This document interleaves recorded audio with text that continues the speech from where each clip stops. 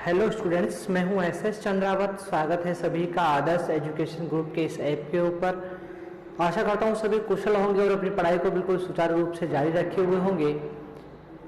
दोस्तों, मैं आप लोगों के सामने फिर से लेकर हाजिर हो गया हूं एजी केमिस्ट्री और क्लास 12 की इस एजी केमिस्ट्री कृषि रसायन के अंतर्गत अपन पढ़ रहे हैं लेसन 12 दुग्ध रसायन डेयरी केमिस्ट्री। इसके बारे में चर्चा अपन आगे बढ़ाते हैं। तो अपनी जो चर्चा चल रही थी वो चल रही थी दूध वसा पर। अपन पढ़ रहे हैं दूध के प्रमुख घटक, और दुग्ध के प्रमुख घटकों में सबसे पहली अपन बात की है किसके ऊपर? दुग्ध वसा के अंदर। दूध के अंदर वसा की महत्वपूर्ण भूमिका होती है। दूध के अंदर वसा की बहुत महत्वपूर्ण भूमिका होती है। ये दूध का मुख्य घटक होता है। इसके बारे में विस्तृत चर्चा अपन पिछले सेशन में कर चुके हैं। आगे अपन बात करें तो दूध में पाई जाने वाली जो दुग्ध वसा है, इस दूध वसा का पोषक महत्व क्या क्या होता है, इसके बारे में अपन चर्चा आज करने वाले हैं। यानी कि क्या महत्व रखती है दूध के अंदर, इसके बारे में अपनी चर्चा आज होने वाली है।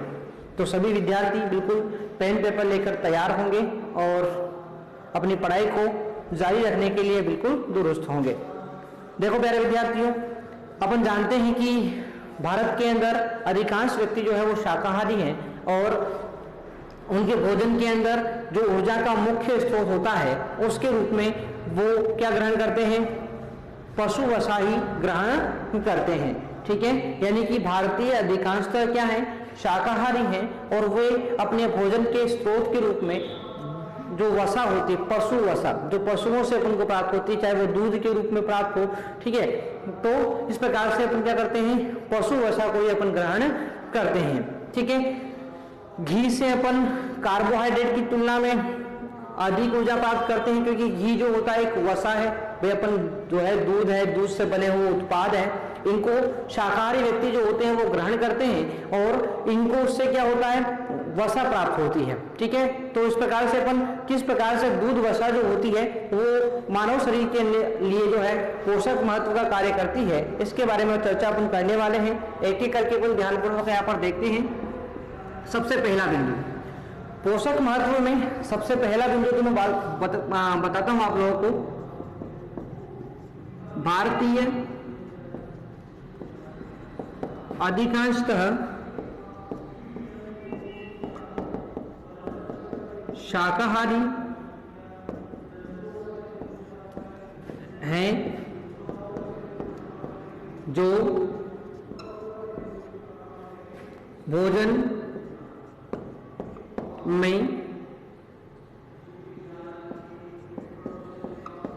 ऊर्जा के स्रोत के रूप में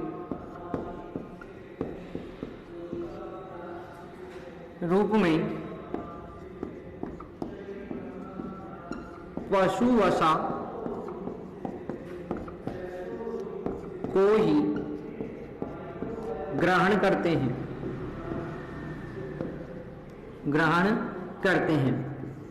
ठीक है, नेक्स्ट अपन बात करते हैं। तो जैसे अपन पशु वसा को ग्रहण करते हैं दूध और दूध से बने हुए उत्पादों के रूप में, तो जैसे मैं बात करूं यहाँ पर घी के बारे में, तो घी जो होता है इससे कार्बोहाइड्रेट की तुलना में लगभग 2.25 गुना अधिक ऊर्जा प्राप्त होती है। घी से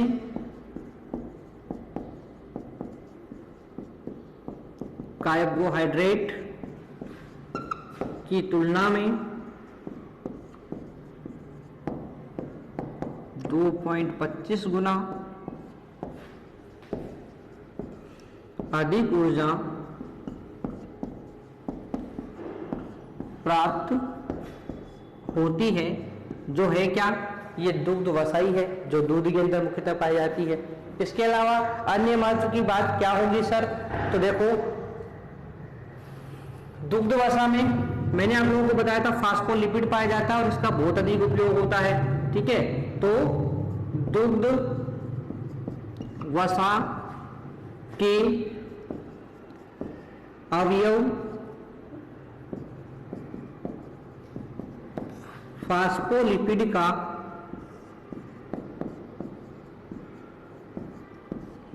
बहुत अधिक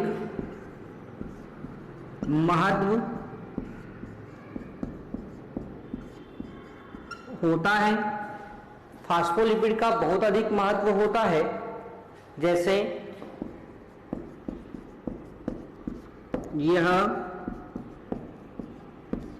रक्त स्कंदन में सहायक, रक्त स्कंदन मतलब होता है कि रक्त का थक्का बनाने में ये सहायक होता है। ठीक है, रक्त का थक्का बनाने में सहायक होता है कौन? ये फास्फोलिपिड होता है। इसके अलावा अपन बात करें ऊतकों के चयापचय में सहायक, ऊतकों के चयापचय में सहायक। इसके अलावा अपन बात करते हैं प्यारे विद्यार्थियों, तो वसा प्रोटोप्लाज्म की संरचना का मुख्य अवयव, प्रोटोप्लाज्म की संरचना का मुख्य अवयव, प्रोटोप्लाज्म की संरचना का मुख्य अवयव। इसके अलावा हम बात करते हैं प्रजनन व शरीर विकास में सहायक,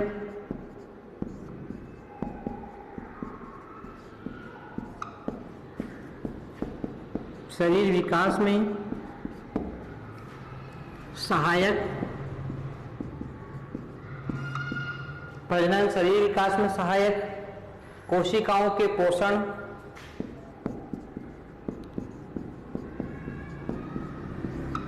कोशिकाओं के पोषण में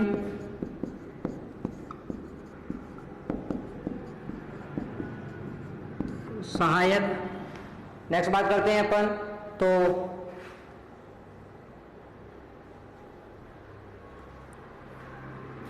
सहायक होता है। ठीक है, तो इस प्रकार से मैंने आपको बता दिया है कि दुग्ध वसा के अंदर जो अवयव पाया जाता है फास्फोलिपिड, ये बहुत अधिक महत्व का होता है। क्या क्या महत्व इसके होते हैं? तो देखो, सबसे पहला तो ये रक्त स्कंदन में सहायक होता है, रक्त का थक्का बनाने में सहायता करता है प्यारे विद्यार्थियों। ठीक है, उसके बाद ऊतकों के चयापचय में, ऊतकों का जो उपापचय होता है उसमें मुख्यतः भूमिका निभाता है ये। ठीक है, उसके अलावा प्रोटोप्लाज्म की संरचना, प्रोटोप्लाज्म जो होता है इसकी संरचना को निर्माण में भी कौन भाग लेता है? आपको फास्फोलिपिड भाग लेता है। प्रजनन व शरीर के विकास में सहायक होता है, यानी प्रजनन की क्रिया में, शरीर के विकास की क्रिया में ये सहायक होता है। कोशिकाओं के पोषण में भी ये सहायता करता है। ठीक है, आगे बात करें अपन, तो अगला गुण होता है दुग्ध वसा का यहाँ पर, और वो है लेसिथिन। लेसिथिन दुग्ध वसा को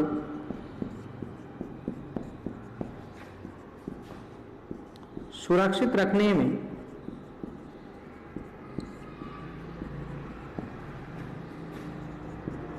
सहायक होता है। दुग्ध वसा को यदि सुरक्षित रखना है लंबे समय तक, तो उसमें सहायता कौन करेगा? लेसिथिन करता है। ये आप लोग ध्यान रखेंगे। ठीक है, आगे मैं बात करता हूं, तो आप लोगों का अगला गुण आता है दुग्ध वसा से विटामिन, क्योंकि आपको पता है दुग्ध वसा में क्या घुले होते हैं? विटामिन घुले होते हैं। कौन कौन से घुले होते हैं? तो विटामिन ए, डी, ई और के। तो दुग्ध वसा से विटामिन और कोलेस्ट्रॉल प्राप्त होता है। कोलेस्ट्रॉल भी एक प्रकार की वसा का रूप है। कोलेस्ट्रॉल प्राप्त होता है। ठीक है, तो दुग्ध वसा से अपन को विटामिन तथा कोलेस्ट्रॉल यहां पर प्राप्त होता है। तो ये थी अपनी कुछ महत्वपूर्ण बातें। आप लोग चाहें तो दुग्ध वसा के जो पोषक महत्व है इसमें 5 पॉइंट अपन ने यहाँ पर पढ़ लिए हैं। ठीक है, इनको आप लोग एक बार फिर मैं रिपीट कर देता हूँ, साथ ही आप लोग स्क्रीनशॉट ले लेंगे ताकि आप लोग इसको नोट कर पाए। ठीक है, तो भारतीय अधिकांशतः शाकाहारी है जो भोजन में ऊर्जा के स्रोत के रूप में पशु वसा को ही ग्रहण करते हैं। घी जो पशु वसा का एक रूप है से कार्बोहाइड्रेट की तुलना में 2.25 गुना अधिक, यानी 2.25 गुने अधिक आपको क्या प्राप्त होगी? ऊर्जा प्राप्त होती है। दुग्ध वसा के अवयव फास्फोलिपिड जो होता है इसका बहुत अधिक महत्व होता है। कहाँ का काम आता है ये? रक्त स्कंदन में सहायक होता है, ऊतकों के चयापचय में सहायक होता है, प्रोटोप्लाज्म की संरचना का मुख्य घटक होता है, प्रजनन व शरीर विकास में सहायक होता है, कोशिकाओं के पोषण में भी सहायता करता है। लेसिथिन दुग्ध वसा को सुरक्षित रखने में सहायता करता है और दुग्ध वसा से विटामिन व कोलेस्ट्रॉल अपन को प्राप्त होता है। आशा करता हूँ सभी विद्यार्थियों को यहाँ तक के जो महत्व मैंने बता दी है दुग्ध वसा की वो आपको समझ में आ गए होंगे। ठीक है, चलो बढ़ते हैं अपन आगे की तरफ।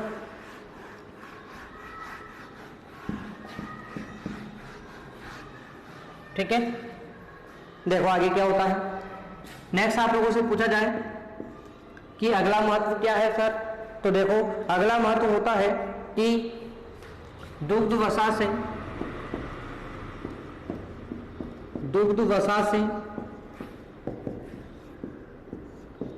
शरीर के लिए आवश्यक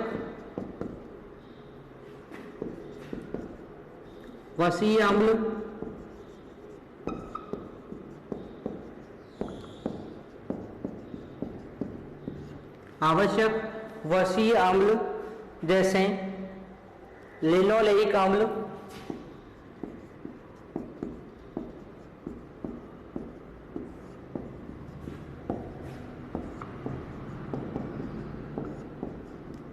प्राप्त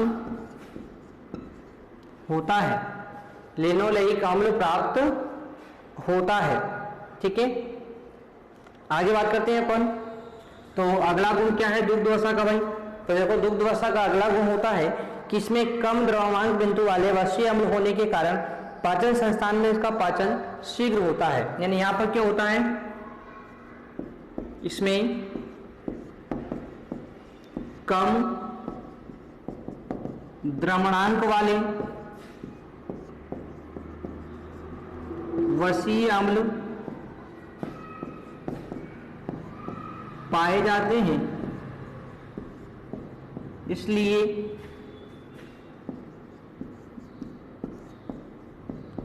दुग्ध वसा का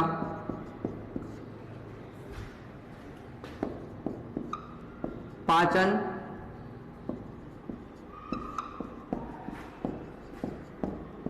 सरलता से हो जाता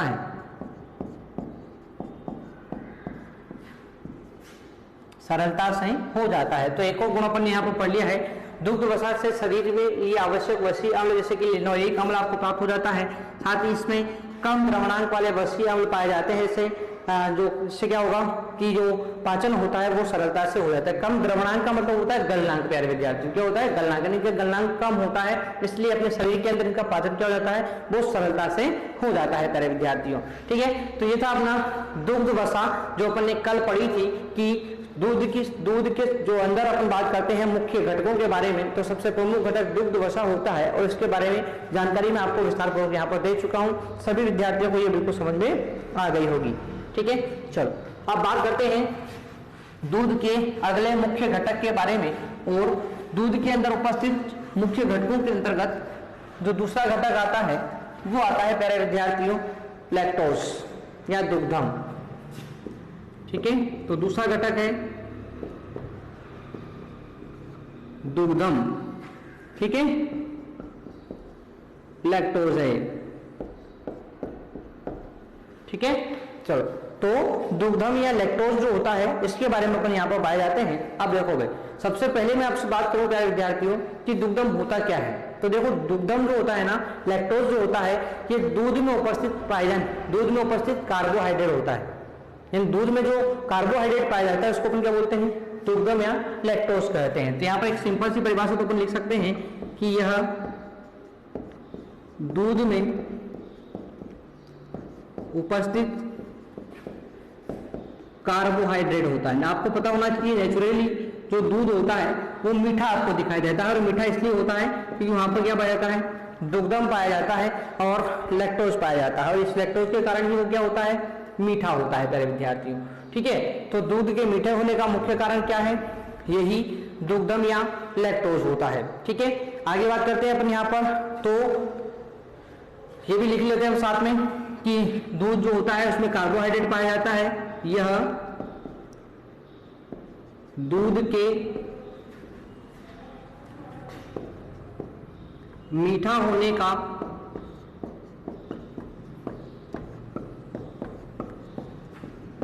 कारण होता है, यानी कि इसी के कारण दूध क्या होता है प्यारे विद्यार्थियों, मीठा होता है। ठीक है, यह द्विसर्करीय होता है जो ग्लूकोज व गैलेक्टोज अणुओं से मिलकर बनता है। यह द्विसर्करीय अणु है। द्विसर्करीय अणु का मतलब ये होता है कि जब इसको अपन तोड़ेंगे तो इसके टूटने से दो अणु बनते हैं, एक तो बनता है ग्लूकोज और एक बनता है गैलेक्टोज। ठीक है, तो जो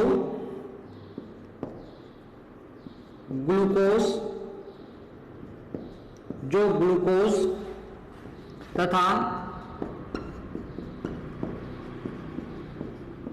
गैलेक्टोज से मिलकर बना होता है। जैसे मैं बात करूं यहां पर C12H22O11, ये लैक्टोज की संरचना है या दुग्धम की संरचना है। ठीक है, और इसका अपन यदि जल अपघटन करा देते हैं तो इस प्रकार से दो अणु प्राप्त होंगे, C6H12O6 प्लस C6H12O6। देखो फॉर्मूले एक जैसे होते हैं, नाम अलग अलग होते हैं, एक है ग्लूकोज अणु और एक है गैलेक्टोज अणु। ठीक है, तो इन दो अणुओं से मिलकर बना होता है कौन, दुग्धम या लैक्टोज। ठीक है, आशा करता हूं यहां तक की बातें बिल्कुल समझ में आ गई होगी आप लोगों को। ठीक है, चलो आगे बात करते हैं। तो दूध के अंदर ये जो आपका लैक्टोज है, दूध के अंदर घुलनशील अवस्था में पाया जाता है। तो दूध के अंदर यह घुलनशील अवस्था में पाया जाता है तथा यह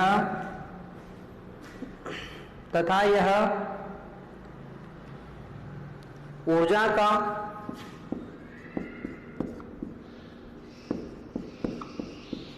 अच्छा साधन होता है।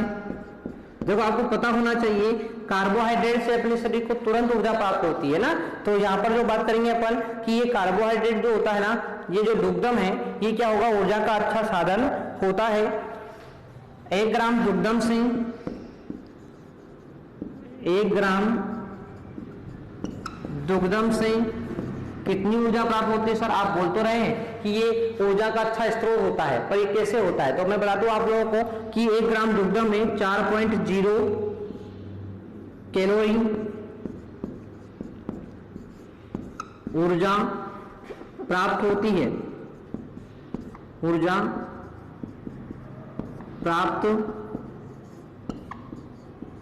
होती है। ठीक है, 4.0 कैलोरी ऊर्जा यहां से प्राप्त होती है। ठीक है, यह शर्करा की अपेक्षा लगभग 1/4 भाग मीठा होता है। ध्यान रखेंगे आप लोग, यह शर्करा की अपेक्षा, यानी शर्करा, शक्कर अपन जानते हैं ना, तो उससे बोलते हैं अपन शर्करा। ठीक है, तो शर्करा की अपेक्षा 1/4 भाग मीठा, यानी चौथाई मीठा होता है ना। ठीक, ध्यान रखेंगे आप लोग, 1/4 भाग मीठा होता है, यानी शक्कर से 1/4 भाग जो होता है ये मीठा होता है। ठीक है, आगे आप लोगों से पूछा जाए कि गाय के दूध में कितना होता है, भैंस के दूध में कितना होता है, तो मैं आपको बता दूं यहां पर, यह सामान्यतः गाय के दूध में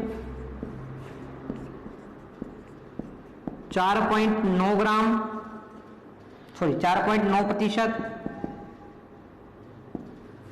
4.9%, भैंस के दूध में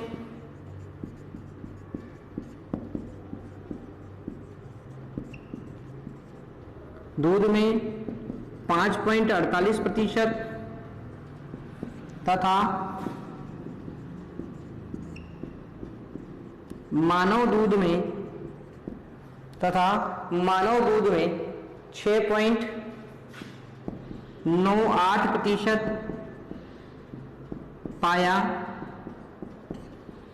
जाता है। तो प्यारे विद्यार्थियों, आज अपनी बात हुई है दुग्धम या लैक्टोज के ऊपर। मैंने आपको बता दिया है कि दूध के अंदर जो कार्बोहाइड्रेट पाया जाता है वो दुग्धम या लैक्टोज के रूप में ही पाया जाता है। यह दूध का मीठा होने का मुख्य कारण होता है द्विशर्करीय अणु है ये, यानी यहाँ पर इसके टूटने से 2 शर्करा अणु मुक्त होते हैं, ग्लूकोज और गैलेक्टोज। इस प्रकार से दोनों का फॉर्मूला एक जैसा होता है, संरचना में अंतर होता है। ये दूध के अंदर घुलनशील अवस्था में पाया जाता है तथा दूध के अंदर ऊर्जा का अच्छा स्रोत होता है। कितनी ऊर्जा प्राप्त होती है ग्राम दुग्धम से? तो 4.0 किलो की ऊर्जा प्राप्त होती है। शर्करा के अपेक्षा 1/4 भाग मीठा होता है। सामान्यतः गाय के दूध में ये 4.9%, भैंस के दूध में 5.48% और मानव दूध में ये 6.98% मात्रा में पाया जाता है। तो आशा करता हूँ सभी प्यारे विद्यार्थियों को जो दुग्ध वसा के महत्व बता दिए हैं वो कंप्लीट हो गए होंगे, साथ ही आपको दुग्धम यहाँ पर कंप्लीट हो गया होगा। अब दुग्ध जो ये शर्करा है लैक्टोज, इसके क्या क्या महत्व होते हैं उनको अपन नेक्स्ट क्लास में पढ़ेंगे। तो सभी विद्यार्थी यहाँ तक की रिसर्च को बिल्कुल कंप्लीट करते हैं। मिलते हैं अपन नेक्स्ट सेशन में, तब तक के लिए टेक केयर, बाय विद्यार्थियों।